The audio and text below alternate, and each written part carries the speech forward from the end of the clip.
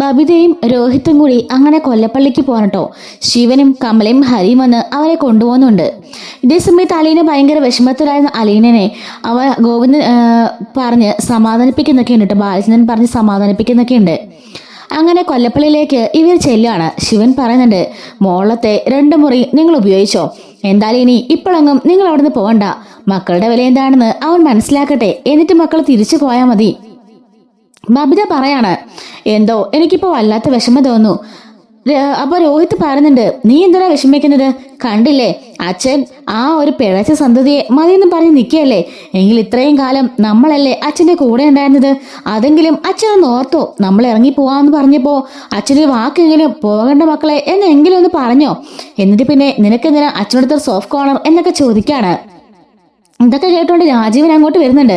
എന്താ എന്തായി കാര്യങ്ങളൊക്കെ, എന്താവാനാ നടന്ന സംഭവങ്ങളൊക്കെ ദേ ഇവര് പറയും, ഞാൻ എന്ത് പറയാനാ.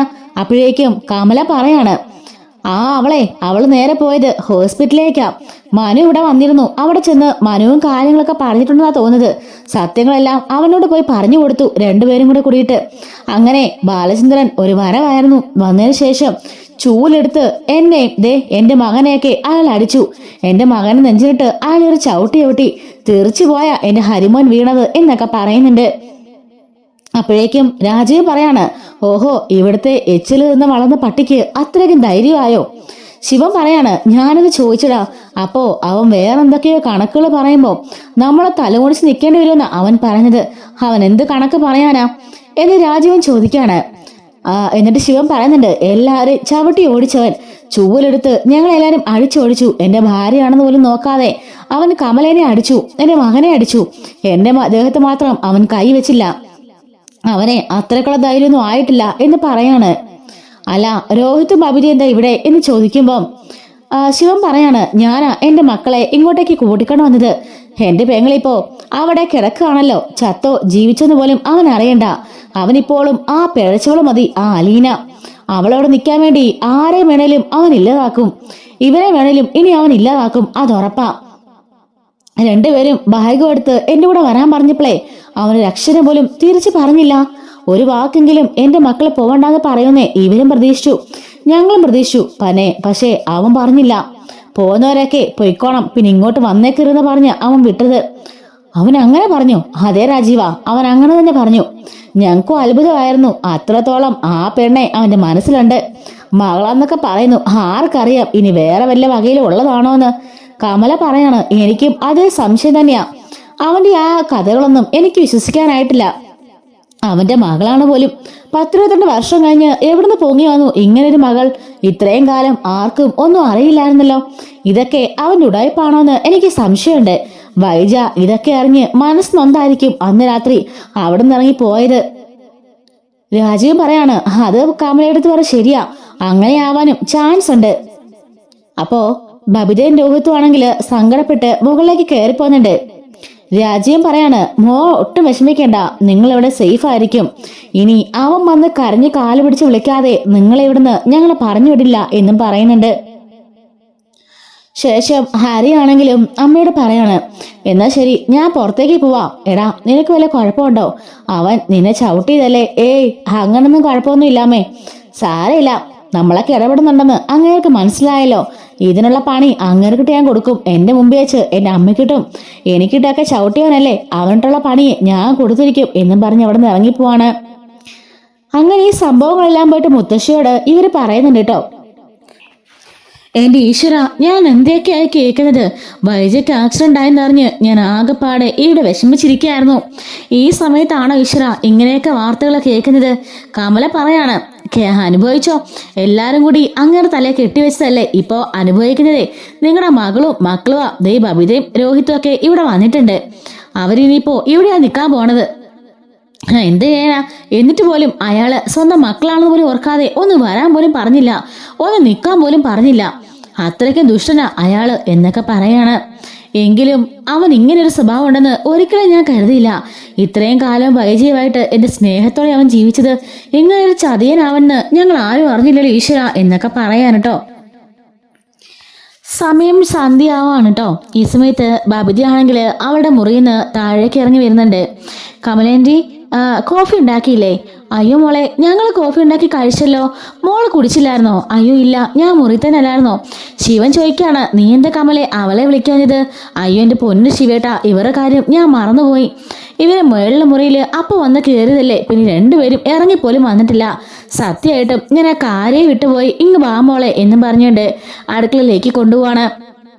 അതിനുശേഷം മോളതെ ഫ്രിഡ്ജിലെ പാലിരിപ്പുണ്ട് കേട്ടോ, എടുത്ത് മോക്കും രോഹിത്തിനുള്ള ചായ ഉണ്ടാക്കിക്കോ. ഞങ്ങളെല്ലാവരും എന്തായാലും ചായ കുടിച്ചിട്ടോ എന്നും പറഞ്ഞിട്ട് കമൽ എവിടെ നിന്ന് പോവാണ്. ശരിക്കും ഇവക്ക് നന്നായി പാചകമൊന്നും അറിയില്ലല്ലോ, എങ്കിലും എങ്ങനെയൊക്കെ തട്ടിക്കൂട്ടി ചായയൊക്കെ വെക്കുന്നുണ്ട് കേട്ടോ. അതിനുശേഷം രോഹിത്തിനും കൊണ്ട് കൊടുക്കുകയാണ്. അങ്ങനെ അവർ ഹാളിൽ വന്നിരുന്ന് ചായയൊക്കെ കുടിക്കുന്നുണ്ട് കേട്ടോ. ഈ സമയത്ത് മനു അങ്ങോട്ടേക്ക് കയറി വരാണ്. മനു ചോദിക്കുകയാണ്, ആഹാ ബബിതയും രോഹിത്തും എന്താ ഇവിടെ? എന്താടാ ചുമ്മാ നിൽക്കാൻ വന്നാണോ? അപ്പോ ശിവ പറയുന്നുണ്ട്, അല്ല ഇനിയുള്ള സ്ഥിര ഇവിടെ കാണും. സ്ഥിര ഇവിടെയോ? അതെന്താ അങ്ങനെ? അതെന്താടാ, ഇവർക്ക് ഇവിടെ നിൽക്കാൻ പാടില്ലേ? ഇതേ ഇവരുടെയും കൂടെ തറവാട് വീടാം. അതൊക്കെ ഞാൻ സമ്മതിച്ചു, ഇവർക്കിതിന് അവകാശമുണ്ട്. അല്ല ഞാൻ ചോദിച്ചത്, ബാലചന്ദ്രനങ്ങൾ ഈ സമയത്ത് അവിടെ ഒറ്റയ്ക്കല്ലേ? അത് മാത്രമല്ല കൃഷ്ണമോളും പിന്നെ ഇവർ അമ്മയ്ക്ക് ഇങ്ങനൊരു അവസ്ഥ സംഭവിച്ചിരിക്കുമ്പോൾ ഇവരൊക്കെ അവിടെ നിന്ന് മാറി നിൽക്കുന്നത് ശരിയാണോ? ബാലചന്ദ്രനങ്ങൾ അത് സങ്കടമാവില്ലേ? പിന്നെ ഒരു ബാലചന്ദ്രനങ്ങൾക്ക് സങ്കടമാകുന്ന പോലും അയാളാ ഇവരെ ഇവിടെ നിറക്കി വിട്ടത്. ആര്? അങ്കിളോ? അതേടാ നിന്റെ അങ്കിള് തന്നെ. അങ്കിളിനോട് വേണമെങ്കിലേ വിളിച്ച് ചോദിച്ചു നോക്ക്. അവനെ ഇവരിറങ്ങിപ്പോവാന്ന് പറഞ്ഞപ്പോളേ ഒരക്ഷരം പോലും മിണ്ടിയില്ല. ഇറങ്ങിപ്പോകുന്നവർ ആ വഴി പൊക്കോണം, തിരിച്ച് കയറി വരരുതെന്നാ പറഞ്ഞത്. അങ്ങനെ പറഞ്ഞു? അതെ അങ്ങനെ പറഞ്ഞു. എങ്കിലേ അത് നിങ്ങളുടെ കയ്യിലിരിപ്പോട് തന്നെയാ. അല്ല എല്ലാരും ശരിക്കും മേടിച്ചു കിട്ടിയോ? ഓഹോ, അപ്പൊ നിനക്കെല്ലാം അറിയാമായിരുന്നല്ലേ? നീ കൂടെ പ്ലാൻ ചെയ്തിട്ടല്ലടാ ഇങ്ങനെയൊക്കെ? സ്വന്തം അമ്മേനെയും സ്വന്തം അനിയനെയൊക്കെ അയാളെ തല്ലി, അത് നിനക്കറിയോ? ബാലചന്ദ്രൻ ഞങ്ങളുടെ വീട്ടിൽ ചെന്നിട്ട് അങ്കിളുടെ മോളോട് ചെയ്യാൻ പറ്റുന്ന കാര്യമാണോ നിങ്ങൾ ചെയ്തത്? പിന്നെ പറഞ്ഞിട്ട് കാര്യമുണ്ടോ? ഇത്രയല്ലേ സംഭവിച്ചെന്നുള്ളതെന്ന് ഓർത്തെ സമാധാനിക്കാന്നേ എനിക്ക് പറയാനുള്ളൂ എന്നും പറഞ്ഞിട്ട് അകത്തേക്ക് കയറി പോവാണ്. കമല പറയാണ്, എന്തൊക്കെ പറഞ്ഞാലും ഇവനെ ആ അലീനയുടെ ബാലചന്ദ്രന്റെ ഭക്ഷത്താ. അതെനിക്ക് മനസ്സിലാവാത്തത്. ആ അലീന ഇവനെ കൈവശം കൊടുത്തിരിക്കുകയാണെന്ന് തോന്നുന്നത്. മിക്കവാറും ഇവൻ ആ അലീന തന്നെ കിട്ടുമെന്ന് എനിക്ക് സംശയമുണ്ട്. അപ്പോഴേക്കും രോഹിത് പറയാണ്, അത് സംശയമൊന്നുമല്ല, സത്യമായിരിക്കും. ഇവർ തമ്മിലെ പലപ്പോഴും കണ്ടുമുട്ടാറുണ്ട്. ഇവള് പണ്ട് ഇവളുടെ അനിയത്തി ഉണ്ടല്ലോ ഒരു രേവതി, അവളെ കാണാൻ എറണാകുളത്ത് പോയപ്പോഴേ ഏട്ടനും പോയിട്ടുണ്ടായിരുന്നു. അങ്ങനെ പരസ്പരം ഇവരെ ഇടയ്ക്കിടയ്ക്ക് കാണാറുമുണ്ട് എന്ന് പറയാണ്. കമല പറയാണ്, അങ്ങനെ എങ്ങനെ സംഭവിച്ചാലേ ഞാനേ ആത്മഹത്യ ചെയ്യും, അല്ലാതെ അവളെ വീട്ടിലേക്ക് കയറാൻ ഞാൻ സമ്മതിക്കില്ല എന്ന് പറയുന്നുണ്ട് കേട്ടോ. ബാലേന്ദ്രൻ അങ്ങനെ ഹോസ്പിറ്റലിലേക്ക് പോകുന്നുണ്ട്. ശേഷം മനു ആണെങ്കിൽ നേരെ നെടുമ്പ്രയ്ക്കിലേക്ക് പോകാൻ കേട്ടോ. അവിടെ ചെല്ലുമ്പം അലീന ആകെപ്പാടെ വിഷമിച്ച് ഡെസ്കിൽ ഇങ്ങനെ തലയും വെച്ച് കിടന്ന് കരയായിരിക്കും. മനു അങ്ങോട്ടേക്ക് ചേർന്ന് ചെന്നിട്ട്, ആഹാ ഒരു കള്ളന്മാരൊന്ന് കയറിയാൽ പോലും അറിയില്ലല്ലോടോ എന്ന് ചോദിക്കാണ്. അപ്പോഴേക്കും കൃഷ്ണമോൾ ഇറങ്ങി വരുന്നുണ്ട്. എന്താ സംഭവിച്ചേ? അവിടെ എന്തൊക്കെയോ സംഭവിച്ചെന്നൊക്കെ എനിക്ക് മനസ്സിലായി. രോഹിത്തിനും ബബിതനെയും കണ്ടിട്ടാണ് ഞാൻ വരുന്നത്. എന്താ സംഭവിച്ച മോളെ എന്ന് ചോദിക്കാണ്. അപ്പോഴേക്കും കൃഷ്ണമോള് കാര്യങ്ങളെല്ലാം പറയാണ്. ചൂലും കണ്ട് അടിച്ചോടിച്ചെന്നും ഉള്ള കാര്യങ്ങളെല്ലാം പറയുന്നുണ്ട് കേട്ടോ. മനു പറയാണ്, അവർക്കെല്ലാവർക്കും അതാവശ്യമാണ്. തല്ലിയത് എൻ്റെ അമ്മയെ തന്നെയാ, ഞാൻ ചോദിക്കേണ്ടതാണ്. പക്ഷേ അമ്മയുടെ കയ്യിലിരിപ്പായതുകൊണ്ട് എനിക്ക് ചോദിക്കാനുള്ള അവകാശം ഇല്ലല്ലോ. ബാലചന്ദ്രങ്ങളുടെ സ്വന്തം മകൾ അല്ല, നമ്മുടെ വൈജയാനിയുടെ സ്വന്തം മകളാണല്ലോ ഈ അലീന. അല്ലേ, ഇപ്പൊ നമ്മൾ മൂന്നുപേർക്കും സത്യം അറിയാവുന്നതുകൊണ്ട് നമുക്കിത് ധൈര്യത്തോടെ സംസാരിക്കാലോ. അങ്ങനെയുള്ളത് കൊണ്ട് തന്നെ ഒരിക്കലും ഇവിടുന്ന് ഇവളെ ഇറക്കിടാൻ ആർക്കും അവകാശമില്ല. ഇപ്പൊ ബാലേന്ദ്രൻ ഞങ്ങളെ മകളാണെന്ന് പറഞ്ഞാൽ പോലും ഇറക്കിടാൻ ആർക്കും അവകാശമില്ല. കാരണം ഇത് അങ്കിളുടെ വീടല്ലേ. പിന്നെ വന്ന് ഇമ്മാര് കോപ്രായൊക്കെ കാണിക്കേണ്ട വല്ല ആവശ്യം ഉണ്ടായിരുന്നോ? എന്തായാലും അങ്കിൾ അറിയുമെന്ന് അവർക്കറിയാം. അങ്കിൾ പോയി ഇവളെ കൂട്ടിക്കൊണ്ടുവരുമെന്നും അറിയാം. പിന്നെ എന്തിനാ ഇമ്മാര് കോപ്രായൊക്കെ അവർ കാണിച്ചു കൂട്ടിയത്? എന്തായാലും കിട്ടേണ്ടത് കിട്ടി, ഇനി പറഞ്ഞിട്ട് കാര്യമില്ല. പിന്നെ എൻ്റെ അനിയന് ഒരു ചവിട്ട് കിട്ടിയത് ഞാൻ അറിഞ്ഞല്ലോ.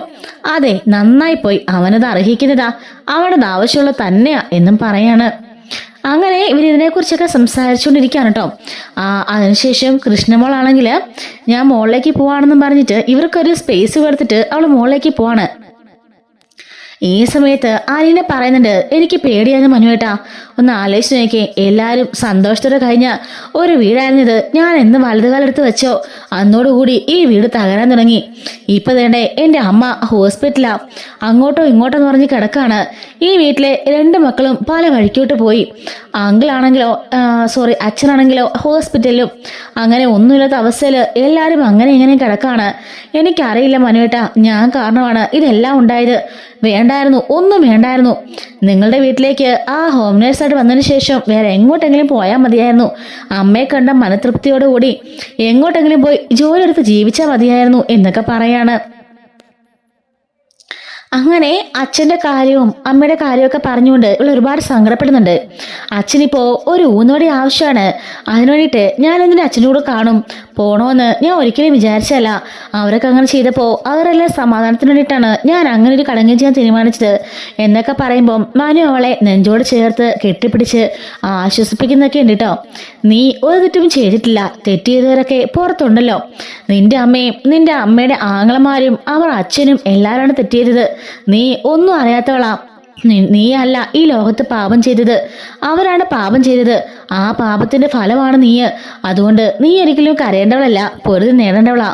ഇത്രയും കൊല്ലം നീ സന്തോഷത്തോടെ സമാധാനത്തോടെയും ഇവിടം വരെയും ഒരുപാട് കഷ്ടപ്പെട്ട് എത്തിയെന്നൊക്കെ എനിക്കറിയാം. സന്തോഷ സമാധാനമൊക്കെ ഒരുപാട് നിനക്ക് നഷ്ടപ്പെട്ടു എന്നും അറിയാം.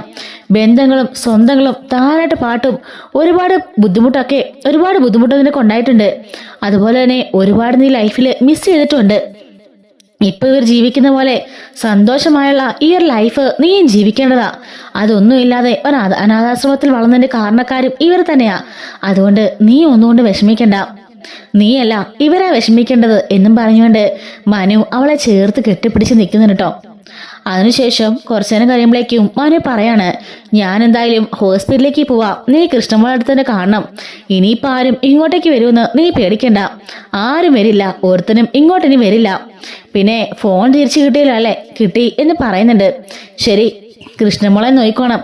ഞാൻ പോവാ. എന്തെങ്കിലും ആവശ്യമുണ്ടെങ്കിലേ ആ സെക്കൻഡ് തന്നെ വിളിച്ചോണം. ഹോസ്പിറ്റലിൽ പോയിട്ട് അപ്ഡേഷൻ എന്തെങ്കിലും ഉണ്ടെങ്കിൽ ഞാൻ അറിയിക്കാം. അങ്കിള് പറഞ്ഞതിന് ശേഷം മാത്രം നിങ്ങളുടെ ഹോസ്പിറ്റലിലേക്ക് പോയാൽ മതി എന്നും പറഞ്ഞുകൊണ്ട് മനു അവിടുന്ന് പോകുന്നുണ്ട് കേട്ടോ. മനു പോയെന്ന് അറിഞ്ഞതിന് ശേഷം അങ്ങോട്ടേക്ക് കൃഷ്ണ വരുന്നുണ്ട്. അലിനെ പറയാണ്, എനിക്ക് സങ്കടമുണ്ട് മോളെ ഒരുപാട്.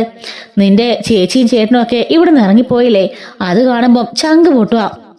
അപ്പം കൃഷ്ണമോള് പറയുന്നുണ്ട്, എൻ്റെ പൊന്ന് ചേച്ചി, ആ കമലാൻ്റെ സ്വഭാവമേ ചേച്ചിക്ക് അറിയാൻ വേണ്ടിട്ടാ. ചേച്ചിക്ക് അറിയാമല്ലോ, അവിടെ സെർവൻ്റായിട്ട് 2-3 മാസം നിന്നല്ലേ. അപ്പം തന്നെ സ്വഭാവം എന്താണെന്ന് മനസ്സിലായി കാണുമല്ലോ. ചെറുപ്പത്തിലെ ഞങ്ങളൊക്കെ പോയി നിൽക്കാറുള്ളതാ. 1-2 ദിവസം കുഴപ്പമൊന്നും കാണില്ല. പിന്നെ അവർ ശരിക്കുള്ള മൂശാട്ട സ്വഭാവമേ അവരെടുക്കാൻ തുടങ്ങും. അതുകൊണ്ടേ ചേച്ചിയും ചേട്ടനും അധികകാലമൊന്നും അവിടെ നിൽക്കില്ല. അച്ഛൻ പറഞ്ഞ പോലെ അവർക്കിതൊരു കോഴ്സാവട്ടെ. അവർ ശരിക്കും എന്താണ് അവരുടെ വീടെന്നും വിലയെന്നൊക്കെ മനസ്സിലാക്കി തിരിച്ചറിട്ടെ ചേച്ചി, എങ്കിലേ പഠിക്കുള്ളൂ. പോകാൻ നേരം ഞാൻ ചേട്ടനോട് പറഞ്ഞതാ, എന്നിട്ടും ദേഷ്യപ്പെട്ടാ ഇറങ്ങിപ്പോയത്. അവരുടെ സ്വഭാവമൊക്കെ മനസ്സിലാക്കി കഴിയുമ്പോഴേ അവർ രണ്ടുപേരും തിരിച്ചിങ്ങ് പോരും. ചേച്ചി വിഷമിക്കണ്ട.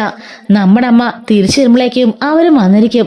വീണ്ടും എല്ലാവരും എല്ലാം അറിഞ്ഞു കഴിയുമ്പം സത്യമായിട്ടും എല്ലാവരും സന്തോഷത്തോടെ ജീവിക്കും ചേച്ചി. വേണ്ട മോളെ, ഒരിക്കലും അമ്മ ഈ കാര്യങ്ങളൊന്നും അറിയരുത്. അമ്മ അറിഞ്ഞാൽ ആ നിമിഷം അവരുടെ അഭിമാനം നഷ്ടപ്പെടും. പിന്നീട് ഒരിക്കലും നമ്മുടെ അച്ഛനോട് ജീവിക്കാൻ പോലും അവർ തയ്യാറാവില്ല. എന്താ സംഭവിച്ചതെന്നും എന്താ അന്ന് സംഭവിച്ചതെന്നും നമുക്കറിയില്ലല്ലോ. ഏത് സാഹചര്യത്തിലാ അമ്മയ്ക്ക് എന്നെ ഉപേക്ഷിക്കണമെന്നൊന്നും അറിയില്ലല്ലോ. അതുകൊണ്ട് ഒരിക്കലും ആ മനസ്സിനെ നമ്മൾ വിഷമിപ്പിക്കാൻ പാടില്ല. ഇപ്പോൾ അച്ഛൻ ഒരുപാട് വിഷമിപ്പിക്കുന്നുണ്ട്. അച്ഛനാണെങ്കിലോ തീയുടെ മുകളിലാണ് ജീവിക്കുന്നത്. അതുകൊണ്ട് അവരെ കൂടി നമുക്കിനി വിഷമിപ്പിക്കണ്ട. അച്ഛന് മാക്സിമം നമ്മൾ തണലും താങ്ങുവാകണം എന്നൊക്കെ പറയാൻ കേട്ടോ. അങ്ങനെ വൈജ ഹോസ്പിറ്റലാണല്ലോ. അലീനയാണെങ്കിൽ ബാലനുള്ള ഫുഡൊക്കെ ആയിട്ട് ഹോസ്പിറ്റലിലേക്ക് ഇടയ്ക്ക് പോകും. ആ സമയത്ത് അവളെ കയറി അവളുടെ അമ്മേനെ കാണുകയും ചെയ്യട്ടോ. വൈജയ്ക്ക് ഇപ്പോൾ കുറച്ച് മെച്ചപ്പെട്ട് വരുന്നുണ്ടെങ്കിലും അവൾ ഇപ്പോഴും അൺകോൺഷ്യസ് തന്നെയാണ്. അതുപോലെ തന്നെ നമ്മുടെ കൃഷ്ണമുള്ളും പോയിട്ട് അമ്മേനെ കാണുകയൊക്കെ ചെയ്യുന്നുണ്ട്. മനു തിരിച്ച് എറണാകുളത്തേക്ക് പോവാണ് കേട്ടോ. ശിവനും രാജീവനും ആണെങ്കിൽ ഇവളിങ്ങനെ ഹോസ്പിറ്റലിലേക്ക് വരുന്നൊന്നും അവർക്ക് കണ്ണിന് കണ്ടുകൂടാ. ഭയങ്കര ദേഷ്യമാണ് കേട്ടോ. അവൾ വരുന്ന കാണുമ്പോഴേക്കും ഇവർക്ക് അങ്ങ് കാലി കയറും. എങ്കിലും ബാലേന്ദ്രനെ പേടിച്ച് ഒരക്ഷരം പോലും മിണ്ടാതെ രണ്ടുപേരും ആ സമയത്ത് അങ്ങ് മാറിപ്പോകട്ടോ. അങ്ങനെ കുറച്ചു ദിവസം കഴിയാണ്. കൊല്ലപ്പള്ളിയിലാണെങ്കിലോ പ്രശ്നങ്ങൾ രൂക്ഷമായിക്കൊണ്ടിരിക്കുകയാണ് കേട്ടോ. കാരണം ഇവൾക്ക് രാവിലെ ബബിതയ്ക്കും രോഹിത്തിനും കോളേജിലേക്ക് പോകണമല്ലോ. എല്ലാ ദിവസവും രാവിലെ ചോറും പൊതിയെല്ലാം കിട്ടി അലീനയാണെങ്കിലും സെർവൻ്റ് ആണെങ്കിലും റെഡിയാക്കി കൊടുക്കുമായിരുന്നല്ലോ. പക്ഷേ ഇപ്പോൾ കമലയുടെ വീട്ടിൽ സെർവൻ്റ് ഒന്നുമില്ല. കമലയാണെങ്കിലോ രാവിലെ ഫുഡൊന്നും ഉണ്ടാക്കില്ല കേട്ടോ. രാവിലെ എഴുന്നേറ്റ് വന്ന് ബബിത ചോദിക്കുന്നുണ്ട്, ആൻറ്റി ഫുഡൊന്നും ആയില്ലേ കോളേജിലേക്ക് കൊണ്ടുപോകാൻ? മോളെ കോളേജിൽ ഫുഡ് കൊണ്ടുപോകണമെങ്കിലേ മോള് രാവിലെ എഴുന്നേറ്റ് വെക്കണ്ടേ, അല്ലാതെ എല്ലാവർക്കും ഉണ്ടാക്കാനൊന്നും എനിക്ക് പറ്റില്ല മോളെ എന്ന് പറഞ്ഞുകൊണ്ട് അവിടുന്ന് പോവാണ്. ഈ സമയത്ത് രോഹിത് പറയുന്നുണ്ട്, സാരമില്ല നമുക്ക് കടന്ന് മേടിച്ച് കഴിക്കാം എന്ന് പറഞ്ഞുകൊണ്ട് അവിടുന്ന് പോകുന്നുണ്ട്. ബ്രേക്ക്ഫാസ്റ്റ് പോലും ശരിക്കും കൊടുക്കുന്നില്ല കേട്ടോ. അങ്ങനെ ബബിത കോളേജിൽ നിന്ന് ടയേർഡായിട്ട് ബബിതയും രോഹിത്തും വന്നിരിക്കുന്നുണ്ട്. ആൻറ്റി ചായ എടുക്കാവോ എന്ന് ചോദിക്കുമ്പോഴേക്കും കമല കയറി മുറി കയറി കഥവടച്ചിരിക്കായിരിക്കും കേട്ടോ. ഈ സമയത്ത് മുത്തശ്ശി അവരെ വിളിക്കുന്നുണ്ട്. എന്താ മക്കളെ എന്ന് ചോദിക്കുമ്പം, അല്ല നല്ല തലവേദനയുണ്ട്, കോളേജിൽ നിന്ന് വന്നാലേ ചായ കുടിക്കാനായിട്ട്. മോളെ ബബിതേ, മോൾക്ക് ചായ ഉണ്ടാക്കാൻ അറിയാലോ, മോൾ അടുക്കളയിൽ പോയിട്ട് ഒരു ഗ്ലാസ് ചായ ഉണ്ടാക്ക്. മുത്തശ്ശിക്ക് എന്താ, മുത്തശ്ശിയും തൊണ്ട വരണ്ട കിടക്കാണ്. അല്ല കമലാൻറ്റി എവിടെ? മോളെ അതൊന്നും പറയണ്ട, ഞാനിവിടെ കഴിച്ചു കൂട്ടുന്ന പാട് തന്നെ എനിക്കറിയാം. അവൾ അങ്ങനൊന്നും വെച്ചുണ്ടാക്കാൻ തരത്തൊന്നുമില്ല, അവൾക്കതൊക്കെ തോന്നണം. ഇവിടെ സെർവൻ്റ് ഒക്കെ ഉണ്ടായിരുന്ന സമയത്ത് എല്ലാം കൃത്യമായിട്ട് നടക്കായിരുന്നു. അലീന ഉണ്ടായിരുന്നപ്പോഴും അങ്ങനെയൊക്കെ തന്നെയായിരുന്നു. പക്ഷേ ഇപ്പൊ ഇവളുടെ ഭരണമായപ്പോൾ ഒന്നും നടക്കുന്നില്ല മോളെ. എന്തായാലും നിങ്ങൾ ഒരു ഗ്ലാസ് ചായ വെച്ചതാ എന്ന് പറയാൻ കേട്ടോ. അങ്ങനെ ബബിത അടുക്കളയിലേക്ക് കയറി ചായ വെച്ച് രോഹിത്തിനും അതുപോലെ മുത്തശ്ശിക്കൊക്കെ കൊണ്ട് കൊടുക്കുകയാണ്. അതിനുശേഷം അലീന മുറിയിൽ കയറിയിട്ട് ഫ്രഷൊക്കെ ആയിട്ട് പഠിക്കാനിരിക്കുന്നുണ്ട്. അലീന അല്ല കേട്ടോ, സോറി, നമ്മുടെ ബബിത. അതേസമയത്ത് രോഹിത്തും മുറിയിൽ കയറി ഫോണൊക്കെ കണ്ട് ചാറ്റൊക്കെ ചെയ്തുകൊണ്ടിരിക്കുകയായിരിക്കും. ഈ സമയത്ത് കമല വന്നിട്ട് ബബിതനെ വിളിക്കുന്നുണ്ട്. മോളെ താഴേക്കൊന്ന് വന്നേ എന്ന് പറയാണ്.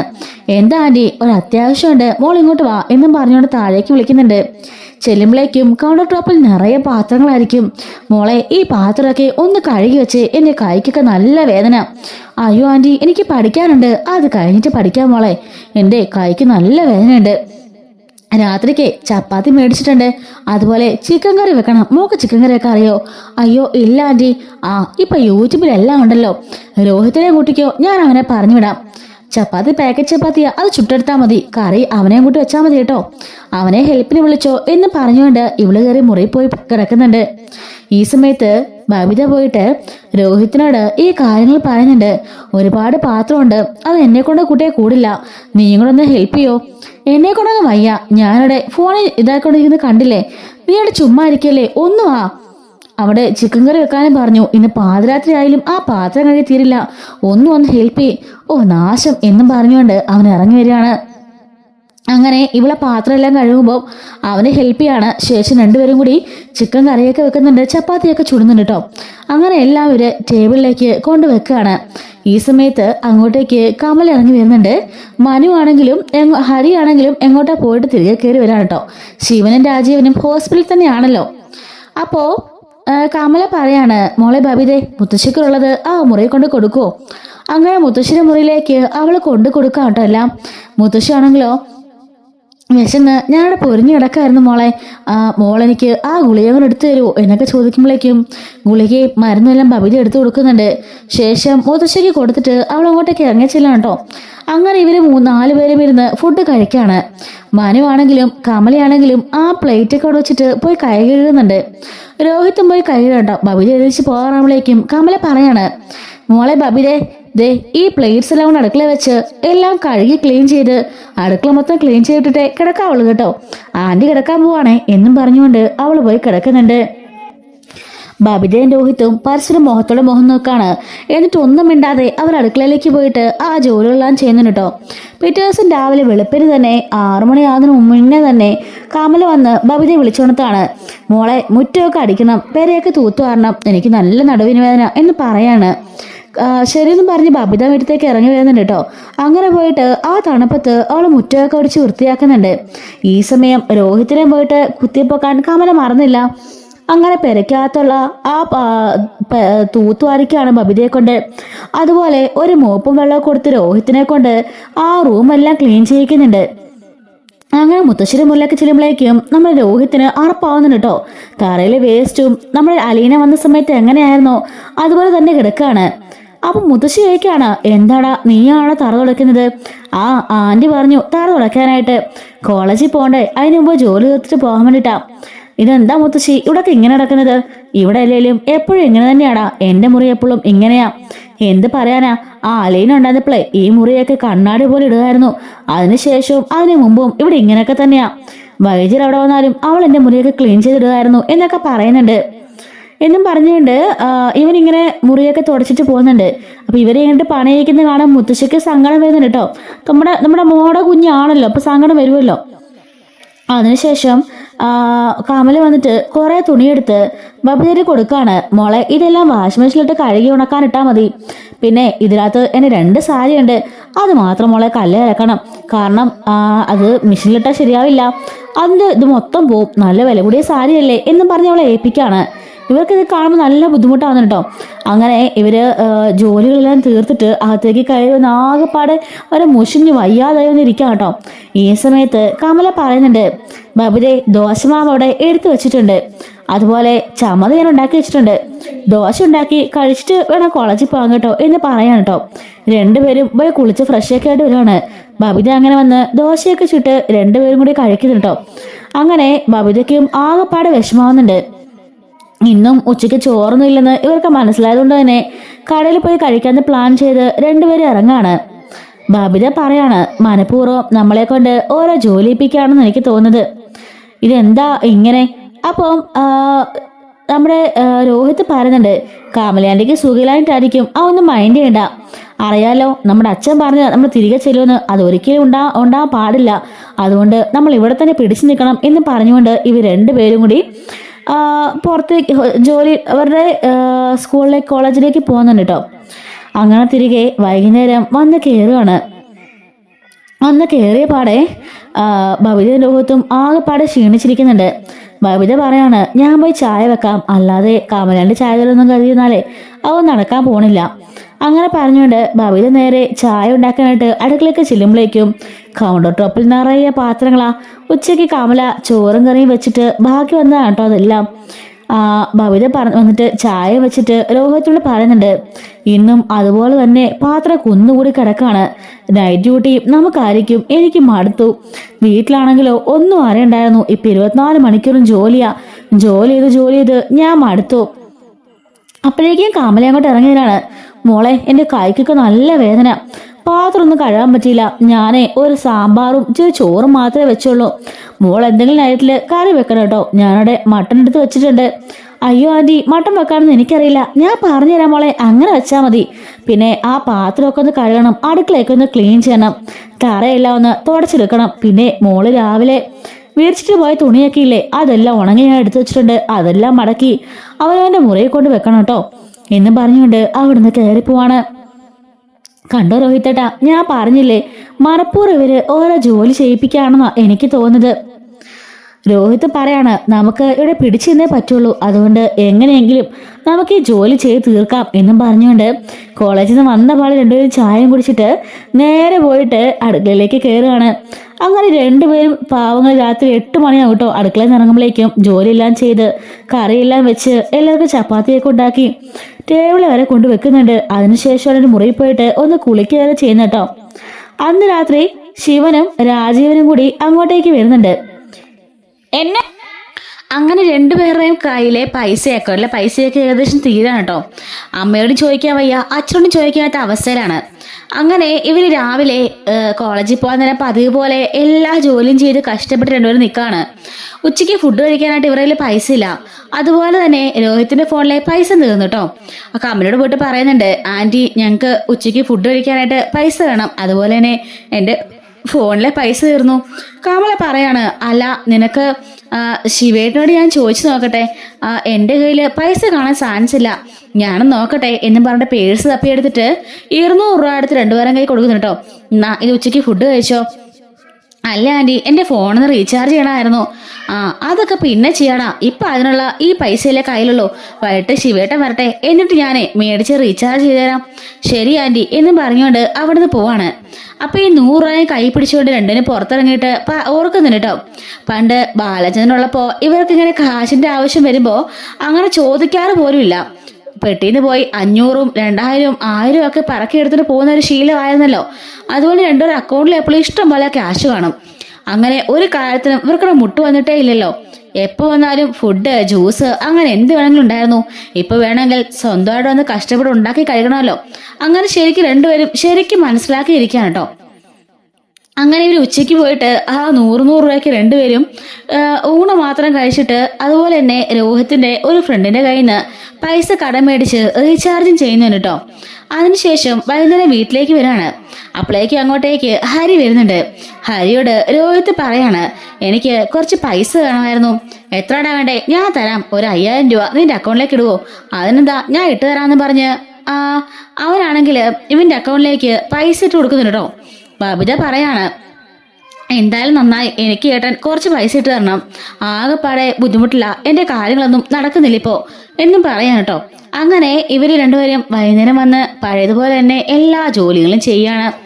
രോഹിത്തും ബബിതയും കൂടി മുറിയിൽ പോയി ഇരിക്കുന്നുണ്ട്. ബബിത പറയാണ്, ഏട്ടാ ഞാൻ മടുത്തു, എനിക്ക് വയ്യ, ഞാൻ എന്തായാലും തിരിച്ച് വീട്ടിലേക്ക് പോവാ. നീ എന്താടേ പറഞ്ഞത്? ആ വീട്ടിലേക്ക് പോവാനായിട്ടോ? അച്ഛൻ പറഞ്ഞിട്ട് നീ മറന്നിട്ടില്ലല്ലോ. നമ്മൾ നാണം കെട്ട് തിരിച്ചു പോയാലേ നമുക്ക് ഒരു വിലയും കാണില്ല. ആ ഒരു ഓർമ്മ നിനക്ക് വേണം എന്നും വെച്ച് ഇവിടെ കിടന്ന് അടിമയെ പോലെ പണി ചെയ്യാനാണ് ചേട്ടൻ ഉദ്ദേശം? എന്തായാലും ഞാനില്ല, ഞാൻ പോവാ. ഇവിടെ നേരം വെളുത്ത് എന്തുമാത്രം ജോലി ഞാൻ ചെയ്യുന്നതെന്നറിയോ? എന്റെ നടുവൊക്കെ വേദന എടുക്കുക. ക്ലാസ്സിൽ പോയിരുന്ന് ഞാൻ ഉറങ്ങി പോവാ. രാത്രി അവരെല്ലാം കഴിച്ച് എച്ചിപ്ലേറ്റ് സഹിതം ഞാൻ ആ കഴി വെക്കുന്നത്. അതിനുശേഷം അടുക്കളയും ക്ലീൻ ചെയ്തിട്ടാ ഞാൻ ഉറങ്ങുന്നത്. രാത്രി 11 മണിയെങ്കിലും ആവും. പഠിക്കാൻ പോലും ഇപ്പൊ സമയം കിട്ടാറില്ല. കഴിഞ്ഞ 2 പരീക്ഷയ്ക്കും ഞാൻ ഫെയിലാ. നിനക്കറിയോ, അമ്മയെ കാണാൻ പോയിട്ടാണെങ്കിലോ എനിക്ക് വിഷമം സഹിക്കാൻ വയ്യ. ശിവനെങ്കിലും രാജീവിനെങ്കിലും ഈ കാര്യങ്ങളൊന്നും അറിയില്ല. അവരോട് പറഞ്ഞ വെറുതെ പ്രശ്നങ്ങളുണ്ടാവും, അതുകൊണ്ടാ ഒന്നും പറയാത്തത്. അത് മാത്രല്ല, പൈസ ചോദിച്ചപ്പോ കമലായിട്ട് തന്നത് കണ്ടോ, 100 രൂപ. അവരുടെ കയ്യില് പൈസയിലായിട്ടാണെന്നാണോ ചേട്ടന്റെ വിചാരം? അക്കൗണ്ടിലും അവരുടെ കയ്യിലും ഒക്കെ എത്ര രൂപയുണ്ട്. അവരിത്രക്കാരിയാണെന്ന് ഞാൻ ഒരിക്കലും കരുതിയില്ല. എടി, നമ്മളിപ്പോ പോയാലേ അച്ഛൻ പറഞ്ഞ സത്യമാണെന്ന് വരില്ലേ? അച്ഛൻ പറഞ്ഞതാ, കുറച്ചു ദിവസം കഴിയുമ്പോൾ നമ്മൾ തിരിച്ചു കയറി ചെല്ലുമെന്ന്. അതുകൊണ്ട് ഞാൻ എന്തായാലും ഇല്ല. എനിക്കെങ്കിലേ ഇവിടെ സഹിക്കാൻ വയ്യ, ഞാൻ പോവാ. നാളെ രാവിലെ തന്നെ ഞാൻ ഇവിടെ നിന്ന് ഇറങ്ങിപ്പോവും. എനിക്ക് വയ്യ, ഇനി സഹിക്കാൻ എനിക്ക് വയ്യ എന്ന് ബബിത പറഞ്ഞുകൊണ്ട് ബബിതയുടെ മുറിയിലേക്ക് പോകുന്നുണ്ട് കേട്ടോ.